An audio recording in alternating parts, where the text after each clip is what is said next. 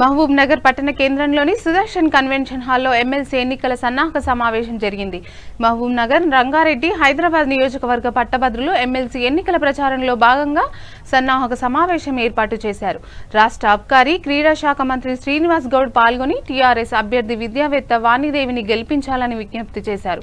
ఈ కార్యక్రమంలో municipal chairman KC Narasimhulu, doctor Samuel, Gopal Yadav, doctor Rammohan, Krishnamohan తదితరులు పాల్గొన్నారు. హైదరాబాద్ ఈ 3 జిల్లాల నుంచి మన క్యాండిడేట్ నిలబెట్టారు.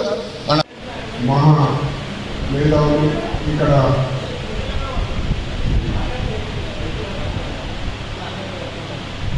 ఇప్పుడు ఈ సందర్భంగా మనమందరం అందరికీ తెలుసు, ఖచ్చితంగా అభివృద్ధిలో మనం కూడా భాగస్వాములు కావాలంటే ఈరోజు మన అన్నయ్య శ్రీ డాక్టర్ శ్రీనివాస్ గౌడ్ గారికి మనం ఖచ్చితంగా ఆయన ఎప్పటికీ ఆయన పార్టీ కానీ వారు కానీ ఆశించిన విధంగా మనం ఫస్ట్ ఓట్తో మేడం చేసి, ఎందుకంటే ప్రధానమంత్రి పోషించిన 5 ఏళ్ళు చక్కగా పరిపాలన చేసిన శ్రీనివాసరావు గారి కుమార్తె మంచి విద్యావేత్త.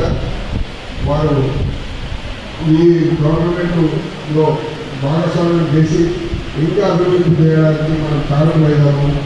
ఈ మా మంత్రి గారు అడుగు జాడలో మేము నడుస్తామని ఆశిస్తూ ఖచ్చితంగా ఈరోజు 78 కేసు ఈ మెయిన్ రోడ్ మీద కూడా, ఇప్పుడు జరిగే రోడ్డు మీద కూడా, రైతు బజార్ మీద కేసు, ట్యాంక్ బండ్ మీద కేసులు, డబుల్ బెడ్రూమ్ మీద కేసులు. మామూలు కాదు, ఒక కేసుతోనే అందరు బంద్ చేస్తారు. ఈ కేసు అని ఆఫీసర్ కూడా కేసు అనగానే కేసు అయినా సరే మళ్ళీ కౌంట్ ఇచ్చారని అట్లా ఈ అభివృద్ధి అనేది చాలా ఇబ్బందుల మధ్యలో, ఎన్నో కష్టాల మధ్యలో నిద్రలు కూడా రావు. ప్రతిరోజు నేను వండుకునేది 12 తర్వాత మళ్ళీ మధ్యాహ్నం మేలుకు వస్తుంది.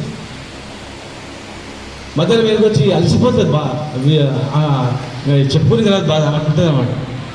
అన్ని ఒక ఎత్తు ఉంటుంది, మళ్ళీ చిల్లరగాలు మల్లరగాలు ఉంటారు, అన్ని రకరకాల బ్లేమింగు, అన్సోషల్ ఎలిమెంట్స్ ఉంటారు. ప్రతి ఊర్లో ఉంటారు అన్నమాట అన్సోషల్ ఎలిమెంట్స్. వాళ్ళంతా ఎట్లా మచ్చ చేయాలి, ఏం మనిషిలాగా ప్రజలకు పని మనిషిలాగా పనిచేసే